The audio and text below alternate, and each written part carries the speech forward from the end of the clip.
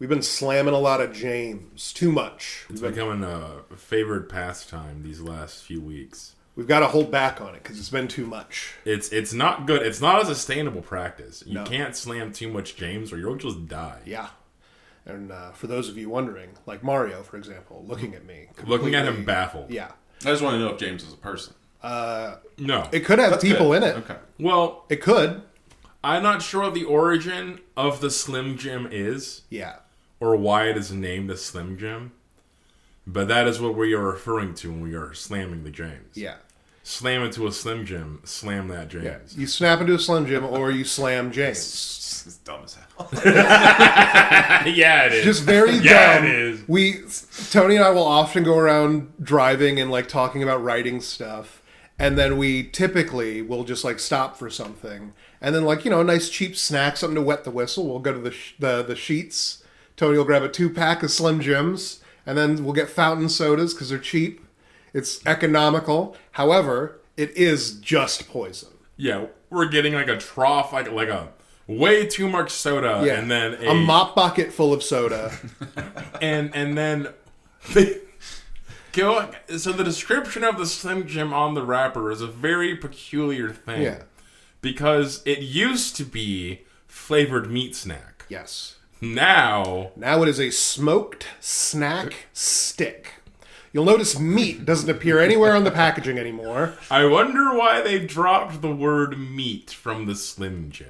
And what they could possibly define as being made of snack. The snack stick. It's just a grease stick. It's so horrible. I crave it. It'd be hard to describe. I guess it's technically a sausage. Yeah. It's a sausage in the sense that, like, a lot of the things that go into sausages are probably in it. But it's like if you had to, like, take, like, okay, sausages come from you pack some intestines full of, like, the cut-off meats that you don't use anywhere else and blood and viscera and whatnot, depending on the sausage. And then it's like, well, what if there were parts of the sausage that were garbage, too? What if we sausaged them? It's fuck. That's bad, man. It's like a second generation sausage. It's it's like the most cursed version of that Futurama bit. Yeah, like everything's recycled. Like that sandwich you're eating is made from old recycled sandwiches. God, the Slim Jim is just recycled sausage. Yeah, that's terrible. There could be no like. We have to look into this. We have to see. No, what's the worst is because it's recycled sausage plus filler. Has to be. And hey, it's too costly just to use cut off bits of sausage. Let me ask you, what do you think the filler is? I'll tell you what the filler is. It's the Slim Jims that people didn't finish. They just grind it up, back into the supply. Just like candy corn. Worse than just candy corn. like candy corn. They wash it. I don't think they wash any of I was the... actually thinking of a horrible thing that's real. Oh, no. You know, the Chinese gutter oil? Oh, the Chinese gutter oil. No. A lot of the videos will have you believe that it's poo oil that they're using. It's not poo oil, but it might as well be. It's not very better. Not much better. It's still poison. It's just not literally human waste. Yeah. Man, It is figuratively human waste, however. Yeah, my sister's now fiance said he used to live in China for a little bit, and he was like, "Yeah, the food is delicious." He's like, "But sometimes when you go out, like after you just get violently ill, Yeah. it's just like he's like, but that's the risk you take." Oh man! You know what's bad? If it is delicious, like if it is like wow, super good, Chinese food then is delicious. I have no doubt that I'd be able to compartmentalize it in my brain as being like, yeah, you got sick. Of course you did. Yeah, you probably will get sick from this again. You didn't have the local parasite. That's on you. Yeah. Skill difference. It's an absolute skill issue. Speaking of skill issues, we're talking about Dungeons and Dragons. And with that, welcome back to Scryer's Room. I am your host, Famfare. I'm the greatest of all transitionaries. I'm Kevin. And I'm Mario. And today we're going to be talking about Vecna. Yes. We will connect any two subjects. Yeah, so not really talking about like the game per se, but Vecna the character is almost like I don't want to say like the face, but one of the faces of. He's one of the representative characters of the game. It's him, Tiamat, the concept of the Beholder. He's up there with like he's a D&D icon. Yeah. And he's also like, I enjoy Vecna because to me, Vecna is what the player's goal should be. You don't have to be evil. Right. But the idea of I'm going to adventure until I am just one of the gods. I have entered the Pantheon. That is like once you get level 20, then you keep going to epic levels, and then you just the natural progression of that, if you do progress further, is godhood. Yeah. That is how like what D&D is about. Like at least older editions were. And Vecna is one of the examples of that. Like it's almost like this like pedestal to like attain as a player. It's like if I'm a bad enough dude, I guess we have to be one of the gods. So Vecna is just I don't know if they knew what they had made, you know? I don't think they did. Yeah, because like originally he's just supposed to be like an homage to my boy Jack Vance, American author. I only learned, they just told me the other day that it's supposed to be an anagram. I was upset. I only just learned that pretty recently, and then like I hit Kevin up because it was late at night and Kevin's awake. Always. And then I was just like, Kevin, did you know this thing? And he was like, oh yeah, I knew that. And I was just like, you knew, but I didn't? Like, damn it! Yeah. But I got all kinds of fun facts. Yeah, so if anyone doesn't know Jack Vance, I've talked my rambling episodes on the Dying Earth series. In that, he created a system of magic that is now usually called Vancian magic, or people might more casually call it fire and forget magic. Yeah. And it's basically the D&D system. Yeah. And so Gary Gygax basically took that and created the spell slot system, which D&D has used pretty much forever, every edition. And then to honor Jack Vance as being like such a huge part of the setting and the game itself, he created Vecna, which Vecna is an anagram of Vance. Yeah, Vance, which is Vecna. Once you know, it's like it's so obvious once you know. Yeah, then, once like, you see it, it's fucking right there. So really cool. And then Vecna exploded in popularity because he is like, and I think this is mostly why too. He just registers as like the penultimate like fantasy villain. He was the first necromancer that became the archetype necromancer villain that we have, because like even in like earlier things where necromancers were mentioned, they were like more of a Rasputin type, where they're like, he's a dick-ass man. Yeah, it's literally like Dr. Orpheus in Venture Bros, where it's just a title. It's more of a moniker than like an actual like specific thing we're talking about.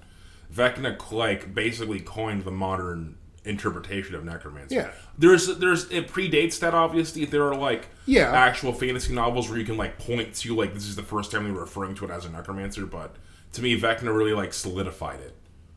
Yeah, and that's what I mean by like penultimate. Is just like they made him. He took off, and then like he just like stayed in that slot. He is like the like tabletop Skeletor before there was Skeletor. Yeah, like he is just like, you know what I mean. Like for those of you who watch Adventure Time, he's the Lich. He's the one thing below like the ultimate god of evil. That is a good way to put it. Vecna is the Lich. Yes. He's probably not the first Lich. There's many other Liches, but he is the Lich. Yeah. He wasn't the first one to do it, but he was the most impressive. And so if anyone doesn't know, Vecna is an evil spellcaster from Dungeons & Dragons, and then he turned himself into a Lich, became extremely powerful, and then eventually achieved true godhood, and has just been like a staple of the game and the setting thereafter. Yeah. And he's gotten up to much fuckery in his career as being a supervillain of the highest order. And he's just a really good all-around character, I think. Like, you guys know anything about his lore, his backstory? I know very little. The only things that I know about Vecna come from... so the reason we're bringing this up partially is because Stranger Things is coming out, and they use the name Vecna to refer to their villain. Mm-hmm. And we're going to talk a little bit about that maybe, but... I'll link it in just because it's it's relevant. Stranger Things, however you feel about it, has gotten D&D a lot of attention. Oh yeah. Whether you think that's good or bad.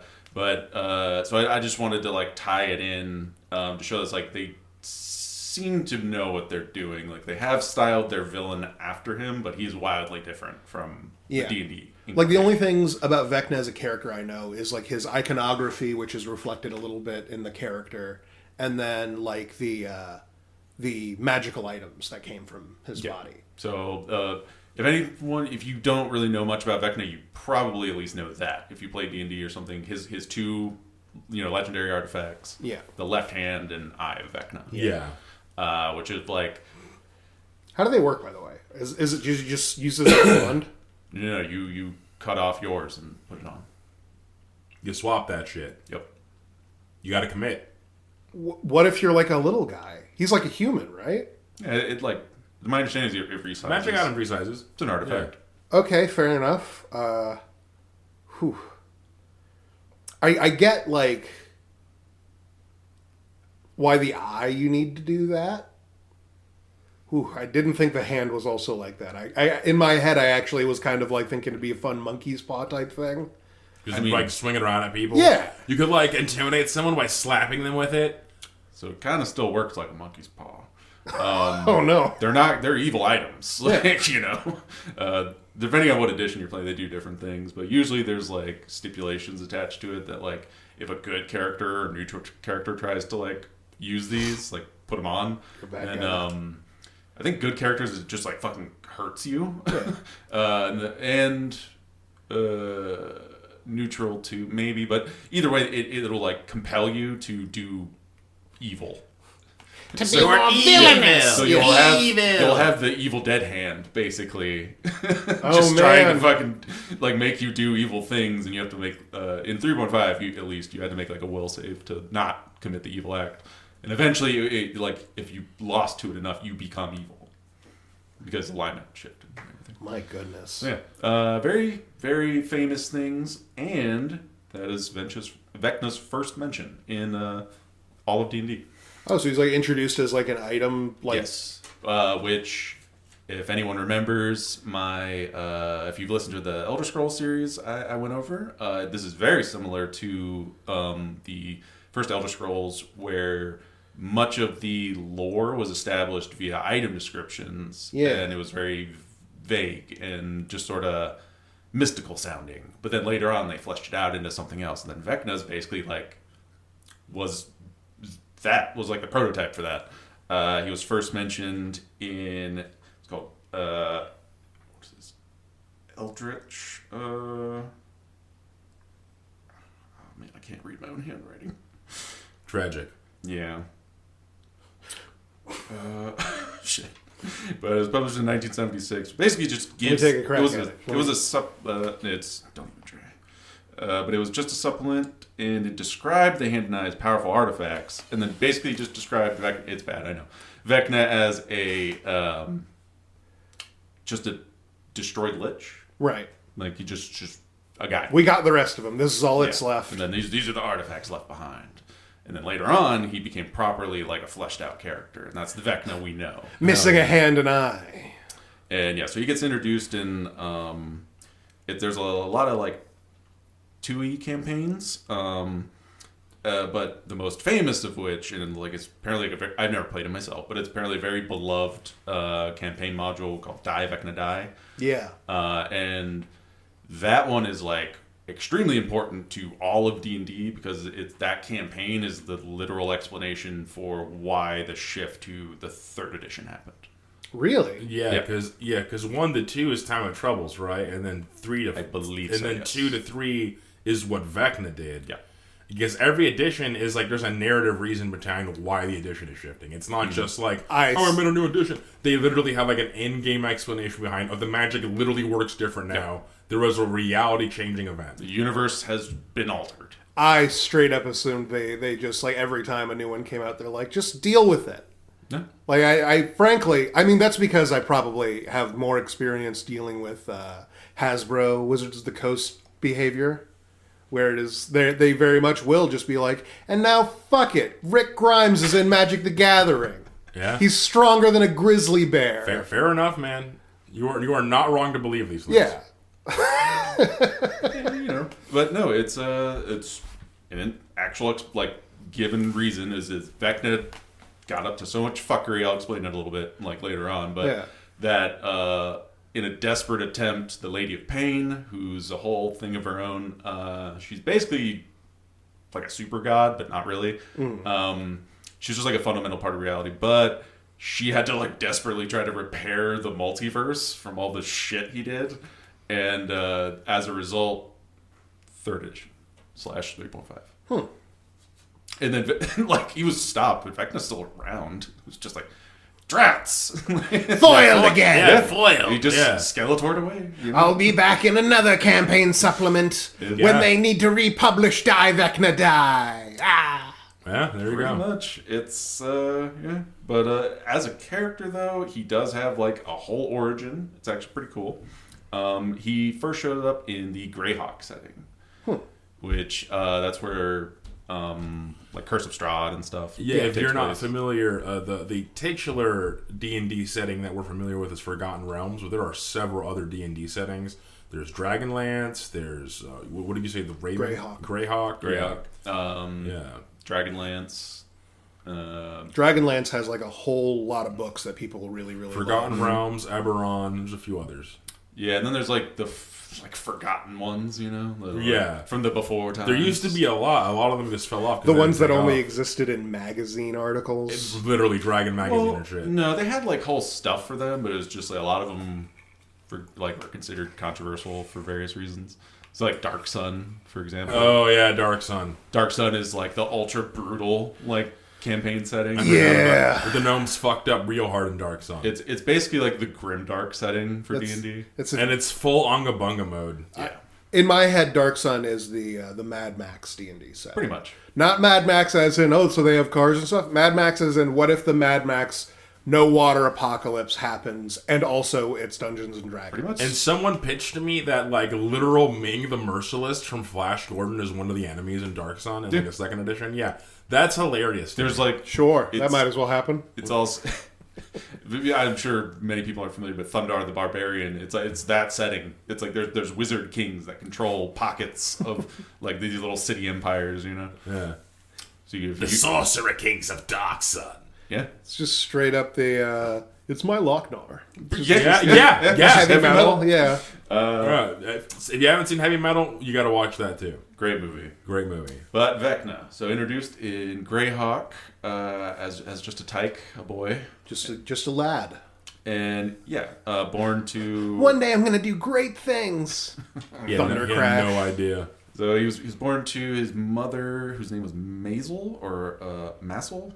I'm not exactly sure you're supposed to pronounce it. Maisel's a really good name. I actually really like that name. Maisel. It's like Hazel, but for the mother. But May. But mother. Yeah. Mother Hazel. Maisel. And this is on the world of Earth. Earth with a U or Oerth. Earth. Just do a French accent. Earth. In the city of Fleeth. Fleeth. To the Flan people. Fly. A lot of interesting noises going on here. Fleeth. And this is apparently don't try too hard. I'm not too familiar with the history of the Greyhawk setting, but this is way back in old times, I guess. In the ancient days was my reading of when this was happening. They were part of the Untouchable cast. Oh, they're pariahs? Long time ago. I'm not exactly sure. In a universe far away. What it entails to be an Untouchable, but it was mainly because his mom was an evil witch. Well, that'll do it. Yeah, that'll fucking do it. I was going to do a whole Anakin Skywalker thing where he gets turned to evil, his poor mom dies, but she was a slave too, and she's like, well, actually, Annie, we were enslaved because I turned a bunch of people into Philosopher's Stones. It was... So, apparently... God bless. She is a necessary part of their society. They reject, necromancy and dark arts and shit. But they need people to do, funeral rites and stuff with that shit. And so they keep people like her around, I guess. But this is very much we get mad at Apple for using child labor. I guess. Then she's still have the phones. But she is evil. That is the lore makes no doesn't Don't feel too bad. Doesn't muddy the waters on that at all. And then she teaches young Vecna to be evil. Oh, you don't say. You'll have to partake in the family business. She gives him the drive of, like power and knowledge are the only things that are like worth anything in this world. They apparently did have like a good relationship, I guess. Oh, wholesome mom is teaching her son how to. I will, Mom. I will go for power. Yeah. Just like you always wanted. Oh, my me little to. boy did his first firebolt. He's only 6 years old. No, yeah, like they probably have like the like lovely music playing as she's showing him how to like sacrifice small animals. Yeah, kill that squirrel and resurrect it. There's a couple of variations. So that's the thing about Vecna is he becomes the god of secret knowledge. Oh. So there's multiple versions of his background, as sort of a Gazgul situation of. There's many of these tales. He echoes across realities. They all have points where they agree on, but then from there they're different versions. Right. And I think that's super appropriate because fuck you, only I know Vecna. Yeah. It's my secret. Yeah. He's literally the god of secret knowledge at this point. He would have secrets. So what's the true version? Who can say? But you want to know how I lost this hand? Yeah, it will. That one we for sure know how that happened. That's funny. But his mother did something or was framed for something by nobility and burned at the stake. Do we know what? So either the like wizards of the society like found out she was doing like extra evil stuff that wasn't like sanctified by law, right? And charged her with that, or a noblewoman needed like a tonic or something for like infidelity, like she needed a morning after pill. Yeah. But then like the queen didn't follow her instructions and gave her like too much of it, and she just fucking died. This was a princess that was taking the thing, and so this princess apparently died, and then she got blamed for it. The mom did. You're responsible for killing the princess. And she's like, that princess had it coming, and she's not even from this country. And they're like, no, our princess. What? The one I gave birth control? You gave her birth control? So, however it went down, she was either burned at the stake or exiled to like someplace where she was going to die. Banished. But the burned at the stake version, apparently Vecna was there to see that. Trauma. Yeah, and then... Also, in some versions, he is then taken by those wizards as like a ward or like indentured. Oh, they felt bad for him. No, indentured like servant. Oh, he is still an indentured. They gotta teach the evil out of him. Yeah, and re-education, and also clean up that mess back there. Oh man, you ever burned a lady alive? It's pretty dirty. Yeah, it's gross. And I'm not cleaning it up. Oh, you got to scoop up your own mom. That's brutal. I hope she taught you, what is it, thaumaturgy lets you clean? Or prestidigitation. I hope she taught you prestidigitation. Handy cantrip. So, in the burn, she gets burned at the stake version. She has like dying words that are basically just like, always seek power, like as she's dying. Still, like, hell yeah. Like, don't you learn any lessons from this about respecting law and order, Vecna? No, that isn't what you should learn. To the fucking last. Pretty much, like, always seek power, never, like, always have vengeance in your heart, like, never let this go. What a G! That's so. And don't you want to tell him that cartoonish? Don't you want to tell him that you love him? I do love him. He knows. That's why I say you should hate. You should have more hate, angrier. And his mom apparently worshipped some sort of entity called Moxlick, who might be a god, maybe not. Some kind of weird outer being thing, also known as the Serpent. And is largely understood to be like an aspect of magic if it is a god. Right. She apparently worshipped that thing and taught Vecna about it. And also apparently part of that worship is that like when you die, it like eats your soul. But that's like cool. That's the goal, I guess. Yog the Boa style. Yog the Boa. Yes. And so as she's burning at the stake, she gives the whole like, always seek power, kill them all, and then she just like, and then gets devoured by the snake. It's fucking metal, dude. Yeah. And then Vecna They turned to Vecna's little just Vecna. like, that's my mom. Like, They fuck turned to- yeah, mom. They turned to little God Vecna like, see bless. what happens if you don't turn your back on this dark way. And he's like, she always wanted to be eaten by that snake, and I'm gonna get eaten by that snake too. Fuck Yeah, you. I guess a proud tear Yeah. falls down his eye. I like to imagine that there's just like, did you see? Did you learn your lesson? He's like, yes, I did. Yeah, good. Oh, I learned all right. He's like, yeah, it is good, isn't it? That's really funny. So yeah, in the version where he gets taken by the wizards, he's like basically given like low menial tasks to do, and eventually, but he gets to do like scribe work. But Vecna, he's not satisfied with that shit, and so he basically just starts teaching himself because he just starts sneaking into their read their magic books. He starts doing the Sorcerer's Apprentice. Yeah, he did. So he either taught himself completely, or there's many versions that claim he had a patron of some sort. Right. Maybe the serpent. Right. Muxlick. Maybe he did, maybe he didn't. There's also people. I'm a friend of your mom's. I guess. Some people think that the serpent could be either Vecna just being insane, or like some kind of manifestation he created. There's a snake in my brain, and he tells me to study magic. You know? Well, the one thing we're not going to let this little boy do is read our magic books. We will leave him alone with them because I don't want to clean up. No, But we're not going to teach him. Because it's Vecna, then the most annoying part is just like, Vecna, is the snake real? And he's like, it's a secret. Oh my god. KG. You're our most annoying slave child. You know that? So yeah, he either taught himself. There's versions where he like lived as like a thief, like a mongrel. Like He just Googled around for a little while? Yeah. However it happened, he learned magic, and he learned it better than those fuckers, and then he killed them all. Yeah. Classic. Great job. Because go fuck yourself. Came back for vengeance. My mama taught me right. I'll be the best damn evil wizard there's ever gonna be. I'm going to make her proud. Gonna make her proud on her stake. Instead of doing vengeance. like so horrible. the thing where you like look up at the sky like, I'm going to do you proud. He's looking down at the ground because she's evil. And he's like, I'm going to do you proud.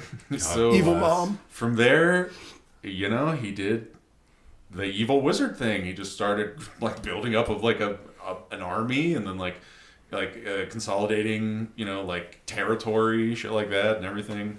And it was going great. Like, couldn't really stop him. He's really good at being a wizard. Yeah, and necromancy too. So Free army. He was a real dick about it too. Even before he would just went like full on, like I kill everyone. People would like if you heard someone had talked shit about him, like then like the next day they found him dead. And then the day after that, his corpse was walking around telling people not to be assholes to Vecna. Oh, man. Double dirty. So, yeah, apparently he was doing shit like that even before he just went, like, full, Wizard King. But that was going great, everything, but there was this problem. He was getting old. Yeah. Yeah, especially when you're a human, that's a real pesky problem in D&D. And Vecna, he wasn't going to put up with that shit. Obviously. So, what does he do? Of course, he's heard about these guys who have achieved immortality before. So he starts researching various forms of immortality, and then comes across, lichdom. Yeah. Obviously. He's obviously not going to do like the Enlightenment immortality or turn into a tree. Yeah, but it's not exactly public knowledge how to do that. Especially because, wizards are dicks. And You can't just go to your wizard school teacher that likes you like Voldemort did. No, but even if you found another lich, do you think he's just going to give you that They shit? don't share? No. Yeah. So Vecna just starts doing experiments, which apparently involve just rounding up wizards or spellcasters and forcing them to do, like, proto-lichdom experiments. Now drink this potion. Yeah. But I don't want to. Drink it. And using the scientific method, basically, like, through trial and error, like, by killing other people, he figured out how to do it. And then once he perfected the method, he was just like, all right, my turn. Imagine being the guy he perfected it on and being like, oh. You made it, and then he still hits you with lightning. Well, he's still, like, a master necromancer, too. Like, so even if he popped off, like, perfect lich, he's just like, nice. dominate undead. Yeah, dominate undead, dude. Brutal. So it worked. He turned himself into a lich. Boom. I'm really We did it. smiling thinking about like the like trial and error. He's like, so far I've been able to make a foot and shin lich. He can't do much, but he is a foot and shin, and he should survive for untold eternity, so long as his foot phylactery makes it. So yeah, had to go through a lot of semi-liches before he got to the proper. Yes. But so that worked out perfectly. Although an interesting bit that I was watching stuff to refresh my memory, that someone brought up was that there's a weird detail that I never noticed that he pointed out, was that there's not really, or if any, mention of Vecna's phylactery. Oh, that is a good point. Yeah, wow. Which is it a secret? Yes. For those of you who, Yes, it is, Tony. There you go. those of you who don't know all the D&D lich stuff, to become a lich, you make a phylactery, you put your soul in it, and then technically you're like puppeting your lich body. You've animated your own corpse, basically, with like your necromantic powers, while your soul is chilling like safe, like somewhere else. That's the whole idea of a phylactery. And that's why when a lich dies, its body will rematerialize, and then they can just fucking start over. Yeah. The most pop culture example would be it's a Horcrux. Yeah. Okay. It's a you put your except a phylactery, you put your whole soul in there. Right. And then it just anchors you to reality, to life. Yeah. So that your soul doesn't pass on. I think a phylactery is also probably a little bit better than a Horcrux because Voldemort seemed to need a lot of assistance in coming back to life. Well, it's a Horcrux that gives you an auto revive. Yeah. There you go. But strangely enough, we don't really hear about Vecna's if he has one or not. Although there's also apparently He should / must, but there's like a rule. I think it's from New 5e or 5e, one of the other, where instead of noting he has a phylactery, it's basically just that like if Vecna's destroyed, he refuses that he's dead, and then he reforms in 1d like 100 years or something. That's a pretty good move. Yeah. No, I'm not. Oh, okay. So if he has a phylactery, I don't know. Maybe he does, maybe he doesn't. Or he has somehow made reality his fucking phylactery or something. I don't know. But either way, he has now achieved immortality, functional immortality. He was set. He was just like, sweet, I got all the time in the world now. And yeah, they just started doing that. He was spent his now extra time just consolidating more power, researching more, becoming a better wizard, and was, as far as I understand how it went, he was just sweeping like at his own pace, like with no problem. just all the stocks memes going up at Vecna stuff. Yeah, and one of his big things 1 Vecnillion% is that like he's not like cartoon evil. He's like cold, methodical evil. Right. So he's just detached and like he's all about like efficiency and shit. Like, Mommy taught him well. Yeah. And so a big part of his success was he was trying to find like a really good servant, like one who's like not a fucking idiot, but is also not a mindless undead. You know, he needed someone who was like the perfect balance of like controllable and ambitious, and he got that in the form of a mortal who I believe was a former commander of some army, Kas, Right. who he was impressed enough by that he turned him into a vampire and was then made him his general. And then Kas was apparently really good at it. He turned his armies into like proper like militaries. And then Kas himself was also just really fucking strong because he was like, I'm pretty sure he's at least a vampire in 1 edition, but he had like a Death Knight kind of vibe to him. Oh, hell yeah. So he was just like a undead brutal warrior type dude who was also taught some stuff by Vecna, which so extra brutal undead warrior man. And Vecna made him a fucking dope, like one of the best swords in the entire like universe of D&D. It's a major artifact called the Sword of Kas, and it's just like an insanely powerful longsword. that is also a sentient magic item. So it's just like an evil dope sword that like also whispers to you like, you know, evil sweet nothings, and I think it helped him too, like in combat or something like that. Behind you. But like it would like it's supposed to also like stoke your ambitions, that sort of thing. Just gassing you up like, yes, you will conquer them all. Yeah, It is your birthright.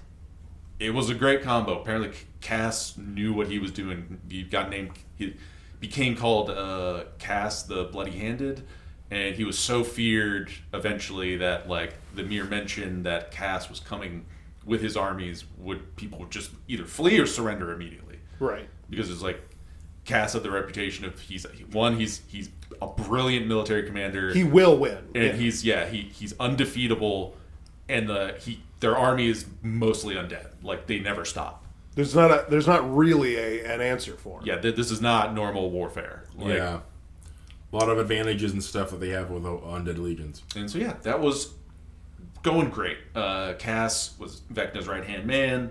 They were just sweeping. Vecna could basically just leave shit to them while he could just study and do all that. A nice Emperor and Vader vibe. But you know how it goes, especially with that comparison. The rule of two. But Sith always betray one another. So Kas got a little too ambitious because he was really fucking strong too now. Yeah. And he just eventually betrayed Vecna. And they have had like a sick ass monster duel that I think it said it lasted like for days. And it was during that fight that Kas cut off Vecna's left hand and his eye. Oh shit. And that's how he got maimed, was by the sword he made. Oh. And that's why it was so fucking... He hit him with his own pen. Yep. I sort of assumed that Vecna, as he shed his body for godhood, left these things behind.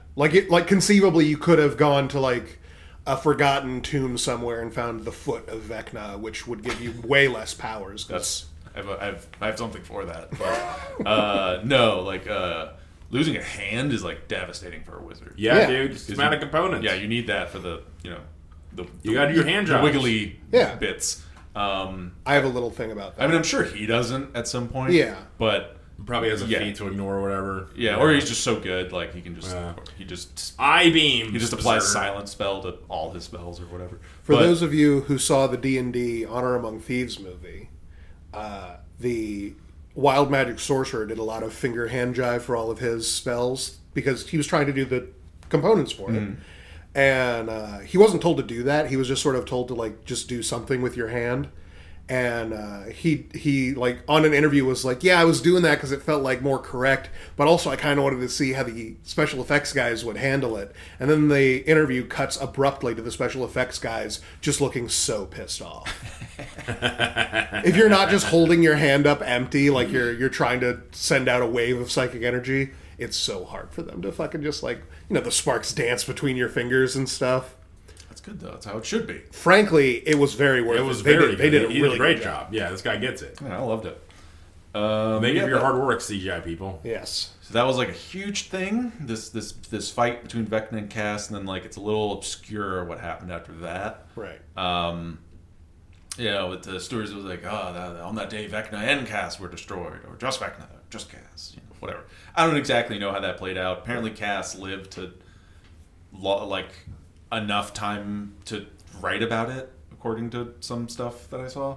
But however that went down, that was a huge blow for Vecna, and then that was like a first loss. Yeah, big L. Capital L. From what I understand from there, then you get like Vecna in the campaign shit, I think. Because it's like I think the first campaign involving him is Vecna Lives. Oh, that makes sense then, because like if the assumption is Vecna was killed by Kas, then Vecna Lives would be the revelation that Vecna lives. Vecna lives. Yeah. Oh, so I don't know if this is like the exact order or something. Like again, I haven't played these. I'm not like too familiar with. I just know like these are things I just read about. But with that theme of just like, oh, is he dead or is he not? Then it's Vecna lives, Vecna reborn, then die, Vecna die. And that's like how I understand the 2E order to go, because die, Vecna die, then resets the setting, you know. Setting resets by the time 3 edition rolls around. We get to do another version of Vecna lives, and so quick rundown of how that whole thing works. The first edition, the shift to 2E, the explanation was Karsus, this super ancient wizard guy, tried to take the power of the goddess of magic, Mystara, I think her name is. Yeah, at the time, yeah. And that basically fucking killed her and destroyed the ancient empire of Netheril. And Karsus turned to stone and was like cursed for whatever. His spell worked. He became a god for a second, but he didn't know how to be a god, so it didn't go well. Right, because he was born a god. Plus, he just took the goddess of magic basically away from the weave, not realizing that the weave is an aspect of her. So yeah, he just fucked it real hard. He got rid of magic. Basically, like, magic stopped working. The rules of magic were unwritten, so anything magical just stopped working. So Netheril was famous for a bunch of floating cities that stopped being able to float. All of them died. Oh. Yeah. Horribly. No one could cast fly. No one could cast levitate. Those rules didn't work anymore. None of that shit worked anymore. And these are people who depended on everything in their lives depended on magic. Oh, and he destroyed the concept of magic. Which is ironically trying to save his empire. Yeah. Super ironic. It's known as Karsus' Folly. Yeah. Super ironic. And I think that led into the Time of Troubles, Right. Because how that To my understanding. that fixed, air quotes, fixed itself by Mystara managed to stabilize the weave enough so that it wouldn't just like shatter, and then managed to find a young girl or whatever, a woman, I don't remember her age, who had the potential to become like an archmage or something, and then infused her with her essence. And then she became Mystra, the first version of Mystra. Yeah. And that's why they're, Sort of a reincarnation almost. Basically.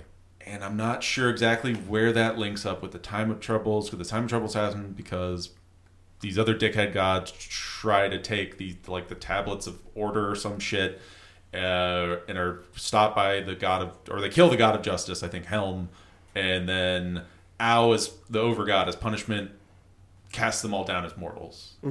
Like, they're still extremely powerful, but now they have like, they can die. Like, there's no pantheon right now. Like, you're all in timeout. And that's the Time of Troubles. Gods are now walking the plains and are trying to regain their divinity. Okay. All the slots are up for grabs. Go for it.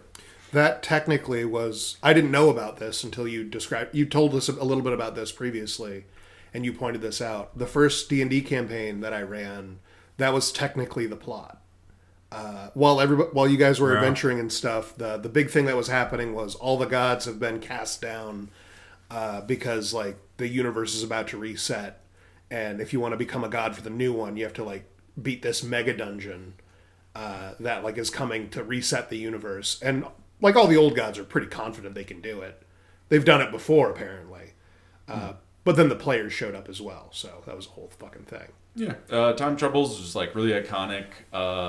That's a supplement or a campaign too. Yeah, you can play through it. Damn, should have used that. And going back to what I was saying previously, the end result, this is basically a capstone of the edition.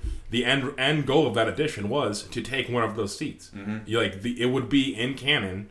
At the end of that edition, your character is now one of the gods. Great job, you did it. You won D&D. You done. Congratulations. Yeah, congratulations. And so like I don't know if that was the first or second version of Mystra, one of the two, but like whatever, either avatar or girl that got like infused or whatever, she won.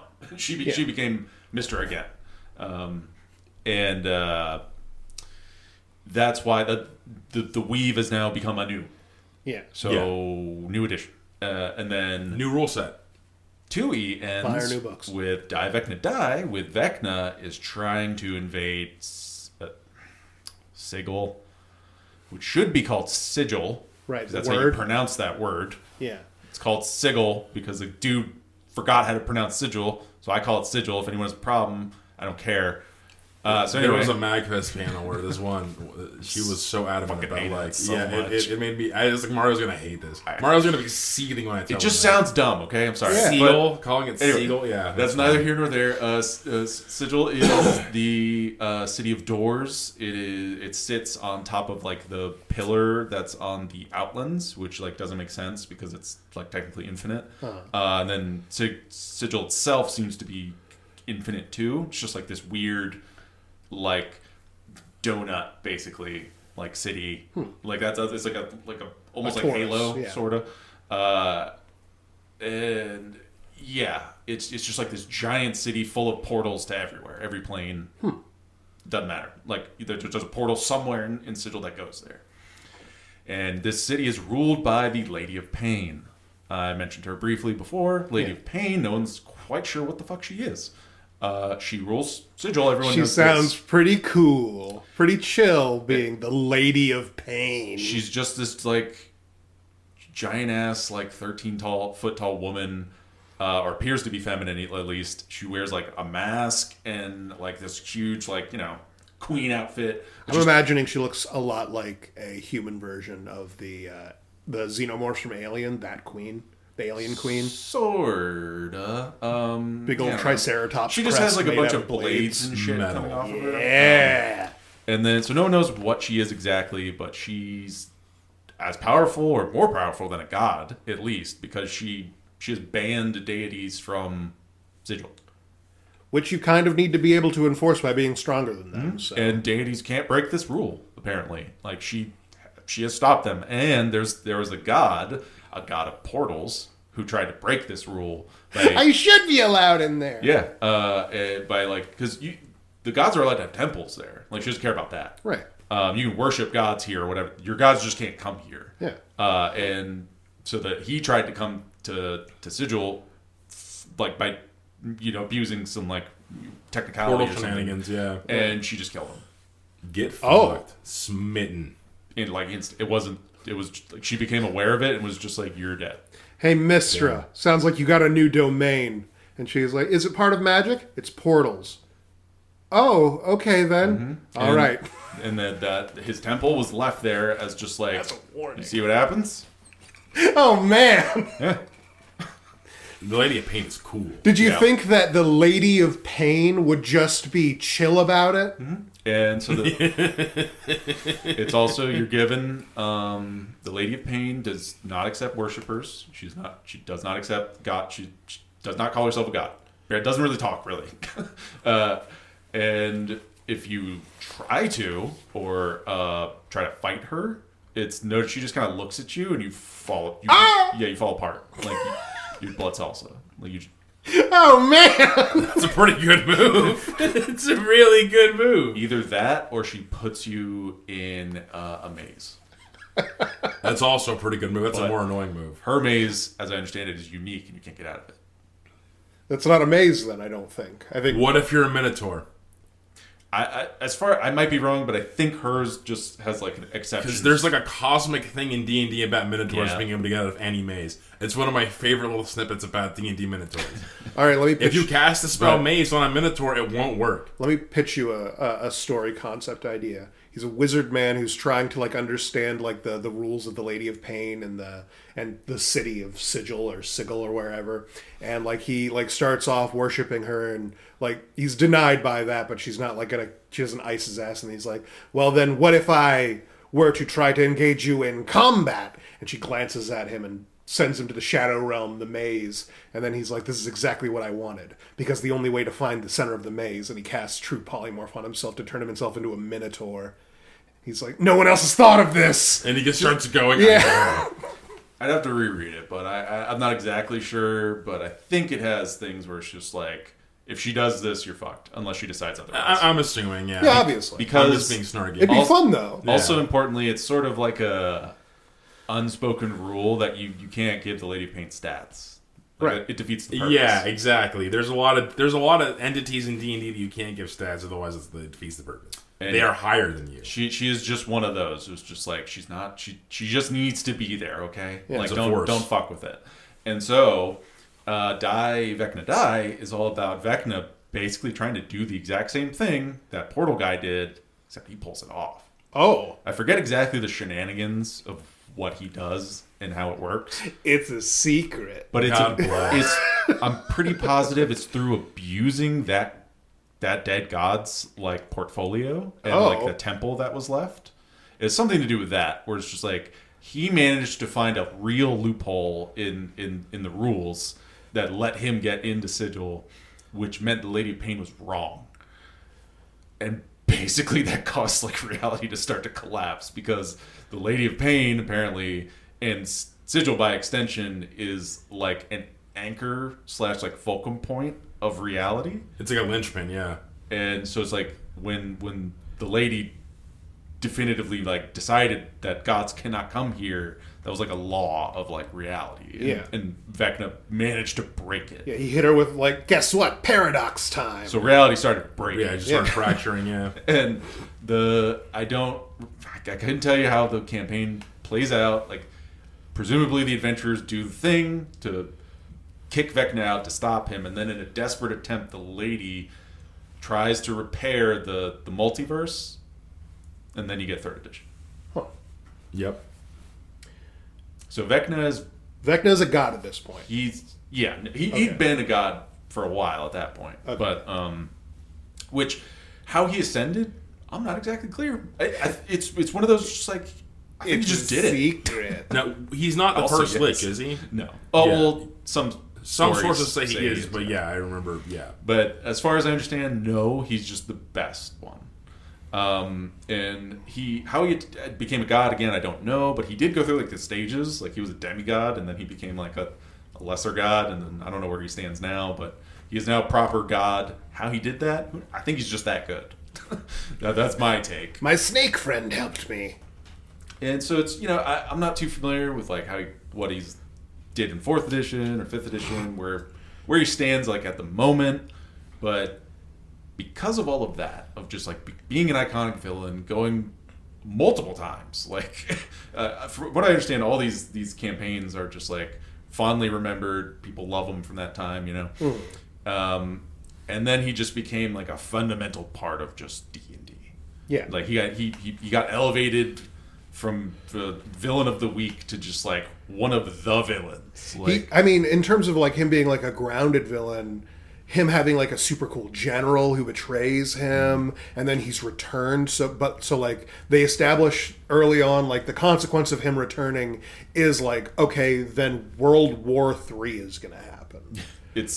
If Vecna's up to something, it's not good for everybody. Or at the very least, like a major war at the very, like you can assume that's the casualty level of his return. So that's like a great thing to pit the players against. And then obviously he makes it because he becomes the god. So every time he comes back, he's becoming more and more powerful. For all the Warhammer bros out there, our fantasy and AOS dudes, yes sir. He's the first Nagash. Yeah. They just won. Yeah, he won. He did it. He did the thing you're supposed to be doing in D&D, is get strong enough to become a deity, and then he just pulled it off. And so, but you don't have to be evil. Vecna did it evil, so he's a bad man. Yeah. You should be a good boy when you do it, which is a lot harder because it's a very ambitiously evil thing to want to become one of the gods. Well, so good luck doing that and still maintaining lawful good. At least for Vecna, you have to admit he made his mom proud. He did. Wow, what a good song. How many evil guys get to say that? Yeah, fair enough, dude. Which, that's about... I didn't even do the typical evil thing where I tried to bring her back and profaned her memory or anything. No, she got to go to evil Valhalla in the snake belly, which I personally was into that until I, was staring down the barrel of dying and realized I don't have to do that and I don't want to. Dying's for losers. I'm a winner. So that's about all I got for D&D Vecna. Check out anything about him, really. Like, just look it up. Like, it's really interesting. It's really cool. If you're a dungeon master, I recommend throwing him in there somewhere. Yeah. Or using a cult of Vecna or some shit like that. Or leave the eye or the hand somewhere. Yeah, it's great. See if your players will chop off their arm. Oh, I said I had a thing for that. You brought up the foot of Vecna. Notorious joke item that made the rounds was the head of Vecna. Yeah, I love this. which was basically just a joke. Apparently, some DMs used to trick some of their players to killing themselves, to cut off their head to put on the head, and it didn't work. Yeah, it kills you. Yeah. So that's like a fun little like history from Even forums back in the day, and all that shit. But Vecna. to tie it into this this pop culture phenomenon of Stranger Things, they do this thing in that show where the little boys are into D&D. Yeah, It's cute. And now they're air quotes teenagers. They're fucking grown men. They're and visibly women now, adults, but they love D&D in the show, and so they have this habit of naming the weird creatures that are coming after them after D&D monsters. Yeah. So the first season it's the Demogorgon, because that was the final boss of the campaign they were doing. yeah, and then the second season, it's spoilers by the way. Sorry if anyone cares. The second season is the Mind Flayer, who was controlling the Demogorgon all along and is controlling all these other things. Yeah. And then it's still the Mind Flayer until season 4, where it's just like, actually no. There's another guy who's been pulling the strings, Yes. and we don't know his name, but we call him Vecna. So yeah, he's like a creepy looking, sort of skeleton looking man. He's like a really wet looking Very skeleton. very wet man. There's a lot of wet guys over on in the Upside Down. They don't really do the eye thing, but they snuck in the hand. Yeah. Like his left hand is extra like It's all ghoulish. clawy. Yeah, Yeah. it's like super long, and he does all his weird creepy psychic shit usually with that hand. At this point right now, only part 1 of the new season has come out. He doesn't know yet that they call him Vecna. No. But he has come back with like a sick new like mutated body, and he's committed to like, yeah, I'm gonna do the claw hand. Yeah. So- He starts killing dudes with it. Yeah, he starts doing like anime attacks. Yeah. with it. It's pretty cool. But in season 4, at first, when you're just like learning about him, he's like a weird, gross skeleton guy who like looks really like skinny and frail. Yeah. And then what Kevin just said when he shows up in this one, he's just like, "Good thing I got shredded." Yeah. He's like jacked now. Like Yeah. he's got like it's really, Scooty Puff Senior. The end. it looks like he really just like wrapped more like tentacle shit around him, but it just makes him look swole. So let me tell you awesome. one of the things I've been thinking about this whole time. Now that you've told me about like the Kas thing, a lot of people have done theories about like Vecna based off of like their knowledge of D&D and like how it can parallel for the season. So part of the backstory of Henry is that's his Christian name. And he became like a psychic kid, and he was like the first psychic in like this setting pretty much. And then his blood is like part of the experiments to like make other kids psychic, and that's why 11 has the powers.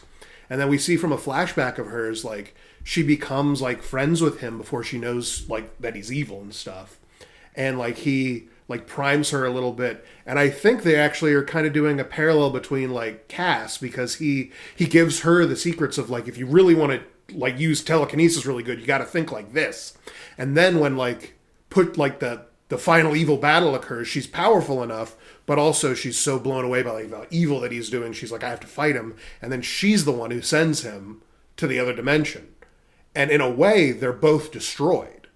He's destroyed being pushed into the other dimension, and she, because she like overdoes her powers, she's like fries her brain a little bit, and that's why by the time like season 1 started, because this technically takes place before season 1, she like wasn't talking or anything. That's like their explanation for that. She fried herself a little bit, pushing him into another dimension with her mind, which would then mean that Vecna lives is what occurs when he first comes back. And then they kill him. They at the end of season 4, they hit him with a Molotov cocktail, and they shoot his ass with a shotgun out a window, and he just like blasts out of there like Jason Voorhees. Well, but then he does the Michael Myers, and Yeah. he's like, "Oh, he's gone." And then he's gone. Was he truly destroyed? No one could survive that. At the end of the day, he is still human, they think. And then by the time he comes back, he is visibly not human. He's got like the tentacle things from the Upside Down, all the vines is grown around him, so now he's all shredded, and he's got like thorns on him. Yeah, I think it's like a crown almost. Almost, yeah. Yeah, Kevin basically just gave it a quick rundown of like. I'm sorry, I got excited. No, you're good. But like, yeah, I wanted to tie it back in just to mention that, like, the show has really brought attention to D&D, which is good, I think. And then like how they draw all these comparisons, but then it's just, and then besides really the hand thing and him being like sinister and skeletal sorta, and real spooky and evil, like not really that much similar between them. I didn't think of your comparison just now. That makes a lot of sense. Maybe they did, use that as like themes for their as like a parallel. Version. Yeah, he does seem to keep being killed and coming back in different ways. Yeah, but other than that, like D&D Vecna and this guy, quite not different. really the same. Yeah. This version, Henry Creel, or one, because he's the first. He also got a very unnecessary tattoo. He got the tattoo done on his wrist of 001, and that was before there was like even the concept of a 2.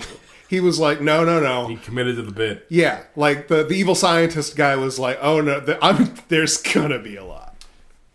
So yeah, his whole thing was just like he was just a little serial killer boy, clearly evil, and then he did not make his mama proud. He killed his family. Bad Vecna. Yeah. Dumb Vecna. Yeah, which the society was like, you can't be doing that. He does it super fucked up too. It's like they just make him like really, really fucking evil for like no reason.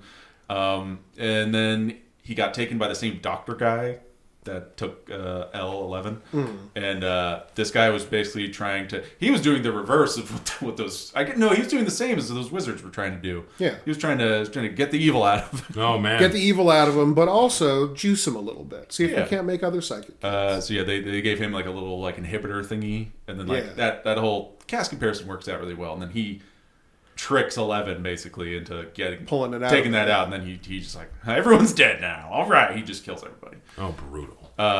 And then she shows up and is just like, you said we were just gonna leave, and he was just like, I lied. I lie all the time.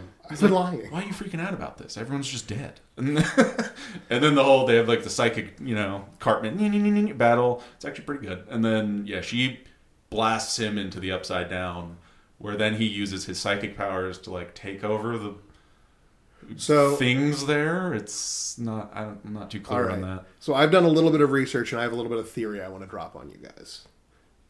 So when there was a stage play thing that also occurred that like is canon to Stranger Things, and essentially, Dr. Brenner, the evil scientist man, his dad was a part of Project or the USS Eldritch, I think it was the ship in real life that everyone uses as like that's the first teleportation thing. The Philadelphia experiment. The Philadelphia experiment, yes. He was on there, and then like when they came back, like everyone else I think was dead except for Brenner's dad.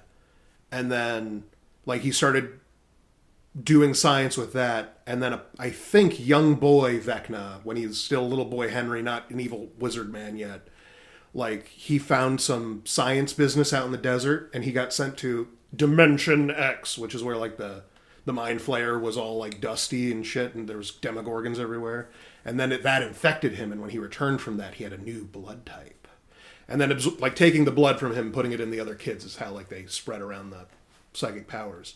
But I think genuinely that he got pushed into Dimension X again. From here, he's still like sort of under the influence of what becomes the Mind Flayer, but now he like aligns himself perfectly with it, and he's like, I'm into it. I'm doing this now.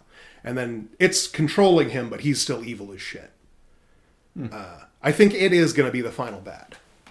Yeah, it could be. I was a little disappointed when it felt like they kind of suddenly threw him in there, but it's it's fine. Yeah. It's Stranger Things.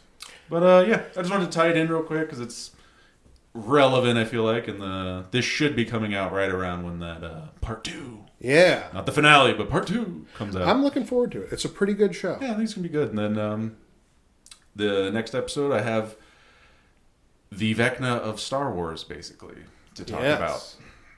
And with that, we're going to end tonight's episode. Thank you so much for listening. If you enjoyed tonight's content, go ahead and give us a like and subscribe on YouTube. You can go and give me a follow on Blue Sky, and you can support us on our Patreon. I'd like to give a special thanks to our aspiring maggots, Uncle Matty, and a super thanks to our fellow Scryers, MidniteGrimoire, GaryGoblino, the Greater Good Boy, and my mom. And with that, have a good night. Good night, everybody. Bye.